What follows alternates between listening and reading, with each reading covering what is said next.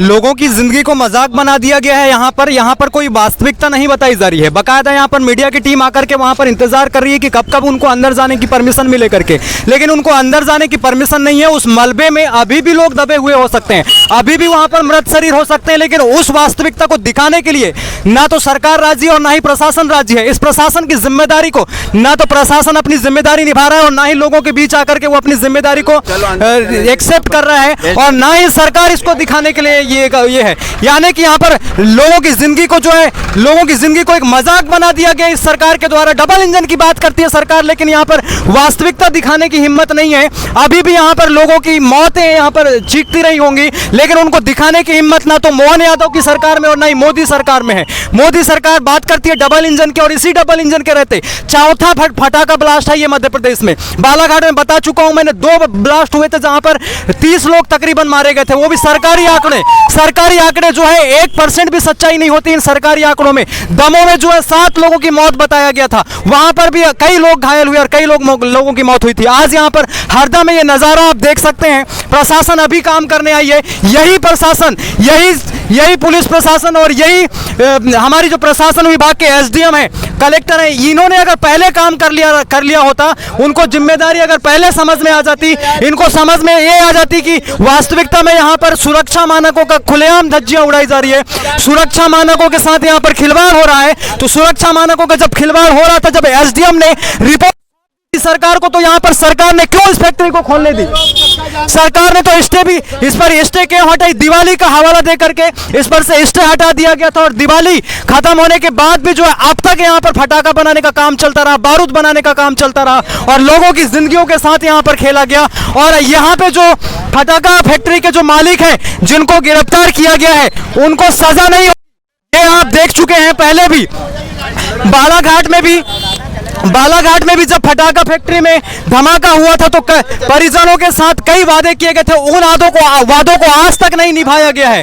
और ये सारी चीजें हैं। हम आपको अंदर का नजारा दिखाएंगे, अंदर इस बार जाएंगे हम आपको वास्तविकता दिखाने के लिए। अंदर चलिए, अंदर चलो, इधर चलो। अंदर जाने के लिए हम यहाँ पर देखते हैं 2-3 लोगों को ही परमिशन दिया जाएगा। प्रशासन यहाँ पर अनुमति नहीं दे रही है, आप देख सकते हैं। यही प्रशासन अगर पहले अपनी जिम्मेदारियों को निभा लेती, कलेक्टर अपनी जिम्मेदारी को निभा लेते, एसडीएम अपनी जिम्मेदारी को निभा लेते, जो कि आपदा प्रबंधन पढ़ करके आते हैं, सिक्योरिटी, उनको इंटरनल सिक्योरिटी पढ़ाया जाता है, आईएएस आईपीएस की तैयारी, सिविल सर्विस की तैयारी, पीसीएस की तैयारी करके इनको एसडीएम बनाया जाता है, लेकिन ये घूसखोरी में संलिप्त होते हैं। इनको छानबीन में जब पता था कि यहाँ पर 11 सुरक्षा मानकों का उल्लंघन किया जा रहा है, तो इन्होंने क्यों फैक्ट्री को चलाने दिया? इसको सामने आकर के प्रशासन को भी जवाब देना होगा और सरकार को भी जवाब देना होगा। यहाँ पर आज मीडिया को अंदर नहीं जाने दिया जा रहा है। यहाँ पे जो हमारे साथ स्थानीय स्तर पर जो लोग हैं, जो वास्तविकता बता सकते हैं, उनको नहीं जाने दिया जा रहा है, ताकि यहाँ की वास्तविकता सामने आ जाए। आप देख सकते हैं मध्य प्रदेश की लचर व्यवस्था को, यहाँ पर लोगों की जिंदगियों की कोई मूल्य नहीं रह गई है। बालाघाट में भी इसी प्रकार से, मैं बालाघाट जिले से आता हूँ, मेरे परिजन वहां पर खोए थे। मैंने 30 लोगों की मौत दिखाया गया था आंकड़ों में, लेकिन वहां पर आज सैकड़ों लोगों की मौत हुई थी। आज यहाँ पर भी सैकड़ों लोग मारे गए होंगे, लेकिन अखबारों में दिखाया जा रहा है केवल 11 मौतें हुई हैं। यानी कि प्रशासन और शासन किस प्रकार से अपनी जिम्मेदारियों से भाग रही है यहाँ पर। और डबल इंजन की बात करने वाले मोदी जी, बड़ी बड़ी डंका बजाने वाले मोदी जी, आज इस पर भी चुप हैं और केवल घोषणा करते हैं तो मृतक परिजनों को 2 लाख रुपए देने की। अरे 2 लाख रुपए हैं, क्या उनकी जिंदगी वापस आ जाएगी? क्या उनके परिवारजनों का जिंदगी चल जाएगा? और उनके जो खोए हैं, उन्होंने अपना खून खोया, कोई ने अपने माँ बाप खो दिया, कोई ने अपने घर का चिराग खो दिया, उनके साथ क्या होगा? ये चीजों को जब जवाब देने के लिए यहाँ पर मोहन यादव भी आए थे, मुख्यमंत्री भी, तो उन्होंने परिजनों के साथ नहीं मिला, यहाँ के आम जनता के साथ मिलकर के उनसे जो है, उनकी संवेदनाओं के साथ जो है, अपनी संवेदनाओं को नहीं जोड़ा। इस प्रकार से आप देख सकते हैं किस प्रकार से यहाँ पर खिलवाड़ हो रहा है। पुलिस नहीं जाने दे रही है यहाँ से अंदर वास्तविकता दिखाने के लिए। आप देख सकते हैं इस प्रकार से यहाँ पर इन पुलिस अधिकारियों को जो है शासन प्रशासन से ऑर्डर दिया गया है कि कोई मीडिया अंदर नहीं जाएगा, कोई नागरिक अंदर नहीं जाएगा, कोई परिवारजन अंदर नहीं जाएगा। यानी कि आप सोच सकते हैं किस प्रकार से यहाँ पर एक लोकतंत्र में, एक सबसे बड़े लोकतंत्र में यहाँ पर लोगों की मूल्य को ना मैं एक निवेदन शासन से करता हूं। हम खड़े हैं 1 घंटे से परमिशन ले रहे हैं जी। हम घास भूस नहीं खा रहे हैं। शासन से बहुत निवेदन करके कह रहे हैं कि हमको जाने की, मीडिया को हमको जाने की ज़रूरत है और जाने की इजाज़त दीजिए, वरना हम चक्का जाम करने जा रहे हैं आधे घंटे के अंदर हाईवे पर। और आंदोलन की हमारी तैयारी है।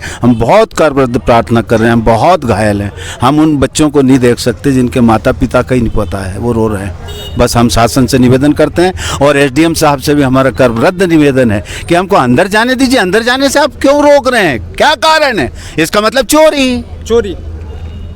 केवल कैमरामैन जाएगा, मैं जाऊंगा और अंकल जी जाएंगे। हमको वास्तविकता दिखानी है। हमको मिलवाओ या यहाँ बुलाओ। देखिए, यहाँ बुलाओ, आंदोलन होगा, चक्का जाम होगा। यहाँ पर सुरक्षा बलों द्वारा यहाँ पर जो भी ये काम कर रहे थे, एसडीआरएफ की टीम वगैरह टीम, यहाँ पर उनके द्वारा ऑपरेशन को पूर्ण बताया जा चुका है।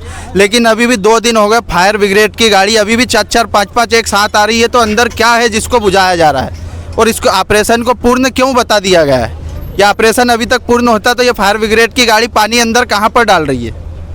यहाँ पर अभी कुछ भी पूर्ण नहीं हुआ है। यहाँ पर अभी तो जो नीचे जो तल था उसकी जानकारी तो अभी कोई को किसी को पता ही नहीं है। प्रशासन सब कुछ छुपा रहा है। एक जो फिल्म अभी जेसीबी से 2 लाशें निकली, उसको वहीं गड्ढा करके पुनः दाब दी, मैंने आंखों से देखा है। बतलाइए ये क्या है? सारे बुद्धिजीवी लोग हैं, सब लोग 2 रोटी खा के पानी पीते हैं। बताइए तो ये क्या है? अरे भारत देश के लोगों, देखो तो क्या बीत रही लोगों पे। जरा मैं सबके आगे, पूरे देशवासियों के आगे प्रार्थना करता हूं कि इस हादसे में सबका सहयोग हो। जिस तरह से जो सहयोग कर दे उन बच्चों के लिए जो रोड पे पड़े हैं, अभी भी किसी का हाथ नहीं, किसी का पाँव नहीं, उनका पता नहीं है, तो उसका सहयोग करें। जय श्री राम, जय श्री राम। तो आप देख सकते हैं प्रशासन यहाँ से हटा रहा है, पुलिस प्रशासन हटा रहा है। कहा जा रहा है कि यहाँ पर रेस्क्यू का काम पूरा हो चुका है। रेस्क्यू काम पूरा हो चुका है। एनडीआरएफ की टीमों को यहाँ पर जो काम सौंपा गया था वो पूरा हो चुका है, ये बताया जा रहा है। लेकिन आम लोग यहाँ पर बता रहे हैं कि अभी भी एनडीआरएफ की टीम वहाँ पर जा रही है, एसडीआरएफ की टीम जा रही है, और अभी भी वहाँ पर मतलब कि जो उनके काम है, एनडीआरएफ जो बचाव काम करता है, वो अभी भी यहाँ पर बचाव काम जारी है। बचाव कर्मी यहाँ पर अभी भी काम कर रहे हैं, ये आम जोन बता रहे हैं। लेकिन सरकार बता रही है कि यहाँ पर रेस्क्यू ऑपरेशन पूरा कंप्लीट हो चुका है। यानी कि यहाँ पर बड़े स्तर पर एक धांधलीपन निकल करके आ रहा है। लोगों की जिंदगियों के साथ जो खिलवाड़ हुआ है उसके लिए कोई जिम्मेदारी उठाने के लिए सामने नहीं आ रहा है। ना तो यहाँ की प्रशासन जिम्मेदारी को उठाने के लिए सामने आ रही है और ना ही सरकार सामने आ रही है। इस पर क्या कहेंगे अंकल जी? क्या यहाँ पर लगता है कि पूरा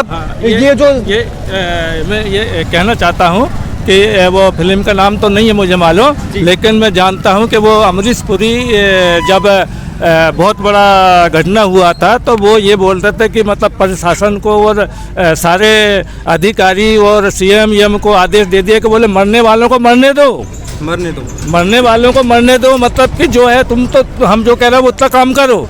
तो ऐसा ही यहाँ काम कर रहे हैं, बताओ आप बस ड्यूटी निभाओ, बस ऐसा चल रहा है। अमरीश पुरी ने मतलब कि हाँ वो फिल्मी का, तो ये यहाँ फिल्मी हो रही है, ये यहाँ फिल्मी चल रहा है। आप बताइए, ये फिल्मी चल रहा है, ये मेरा कहना है।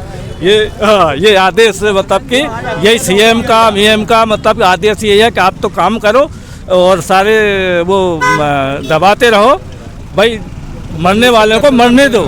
मतलब कि यहाँ सत्ता चुप है, अपने प्यादों को यहाँ पर खड़ी कर दी है और सत्ता की रोटी सेक रही है। उनको लोगों की मौत से कोई मतलब नहीं है। अभी यहाँ देख लिया SDRF MP state disaster rescue force की जो टीम है, इधर दिखाना, ये एसडीआरएफ की टीम, मध्य प्रदेश एसडीआरएफ की टीम अभी भी अंदर जा रही है। बताया जाता है कि रेस्क्यू टीम कंप्लीट हो चुका है, तो फिर एसडीआरएफ की जरूरत क्यों है अंदर जाने के लिए? एनडीआरएफ की जरूरत क्यों है जब रेस्क्यू टीम अभी कंप्लीट हो चुका है? तो मैं सुप्रीम कोर्ट से निवेदन कर रहा हूं कि ऐसा कोई संविधान में नियम है कि घटना स्थल पर सब कुछ अब स्थिति साफ हो गई है, कोई बात नहीं, आग नहीं, तो मीडिया को क्यों नहीं जाने दे रहा जी? कुछ जनप्रतिनिधियों को क्यों नहीं जाने दे रहे हैं ये शासन? मैं ये निवेदन सुप्रीम कोर्ट से कर रहा हूँ, सुप्रीम कोर्ट के जजों से कर रहा हूँ कि ये संविधान है क्या, ये नियम है क्या? ये न्यायपालिका ही देश का कार्यभार संभालेगी, ये शासन से नहीं संभलेगा। ये देश की स्थिति बात है। सच को दबाया जा रहा है, ये लोग नहीं चाहते कुछ बात खुले, ये दबाव देके मतलब रोका जा रहा है। बोले तो सच को ये सामने आना देना चाहते नहीं। बस ये है सीधी सी बात कि ये जो इनकी बिली भगत है इसको इसके जरिए जो भी सच को दबाया जा रहा है, सच को दबाया जा रहा है और ये यहाँ से अब मीडिया को भी भगाया जा रहा है। भैया इधर दिखाओ, आसानी तो जाएगी क्योंकि दिखाओ दिखाओ शासन की यहाँ पर आप देख सकते हैं शासन किस प्रकार से काम कर रही है। पुलिस प्रशासन को यहाँ पर जो है निर्देश दिया गया है कि सबको भगा दीजिए, जो भी यहाँ पर सवाल करने आए उसको भगा दीजिए। ये प्रशासन को जो है ऑर्डर दिया गया है, प्रशासन को ऑर्डर दिया गया है, लेकिन अपनी जिम्मेदारी को ना प्रशासन यहाँ पर उठाने के लिए सामने आ रहा है और ना ही शासन सामने आ रहा है। आप देख सक रहे हैं किस प्रकार से कुत्ता बैल की तरह यहाँ से जो है धकेलने का ऑर्डर दिया गया है। बताया जाता है कि रेस्क्यू टीम पूरा हो गया, लेकिन एसडीआरएफ की टीम अंदर जा रही है, यानी कि अभी भी वहां पर ये रेस्क्यू ऑपरेशन जारी है। तो इन चीजों को छुपाया क्यों जा रहा है, आंकड़ों को क्यों छिपाया जा रहा है, मीडिया को अंदर क्यों नहीं जाने दिया जा रहा है, ये सवाल निकल करके सामने आ रहे हैं। और जो है सत्ता की रोटी सेकने के लिए जो शीर्ष शासन पर जो बैठे हुए हमारे सत्ताधीन है, वो जो है अपने छोटे स्तर के अधिकारियों को एक प्यादों की भांति इस्तेमाल करके, एक नहीं, पुलिस वालों की कोई गलती नहीं है, उनको जो ऑर्डर दिया जा रहा है उनको वो फॉलो कर रहे हैं, वो अपनी नौकरियां निभा रहे हैं, ये अपनी जिम्मेदारी निभा रहे हैं, लेकिन सरकार अपनी जिम्मेदारी नहीं निभा रही है। यहाँ पर पुलिस की गलती नहीं है, वो तो अपना काम करके हमको भगा रही है, लोगों को भगा रही है, जो सवाल कर रहे हैं उनको भगा रही है।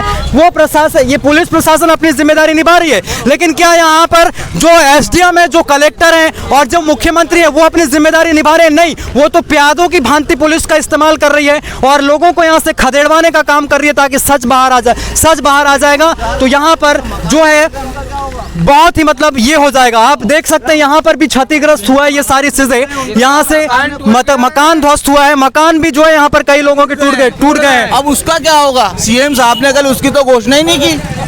मकान जो टूट गए हैं उसकी कोई घोषणा नहीं की गई है। मृतक परिजन को केवल 4 लाख देने की घोषणा की है मोहन भागवत ने, और प्रधानमंत्री ने कहा है कि मृतक परिवारजन को 2 लाख रुपए दिया जाएगा। अरे क्या 5-6 लाख में एक जिंदगी का पूरा मतलब आप सोच सकते हैं किस प्रकार से यहाँ पर एक जिंदगी का जो है एक दाम लगाया जा रहा है। यहाँ जो बेरोजगार हो के बेटे इनके पास कुछ भी नहीं बचा, अब वो क्या करेंगे?